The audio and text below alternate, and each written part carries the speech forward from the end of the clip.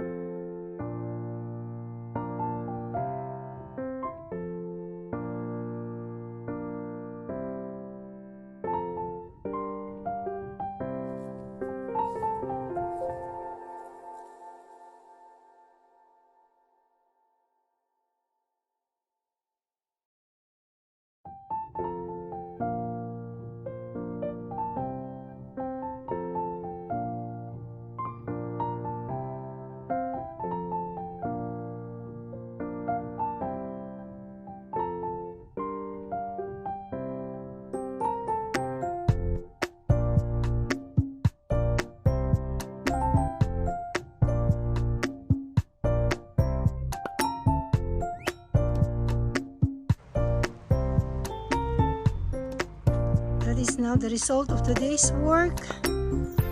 I hope that all will grow, so it will give many tulips in spring. That's the result of today's work. I hope all will grow in spring. Then it will give many flowers, tulip flowers in spring. We will see. We will see.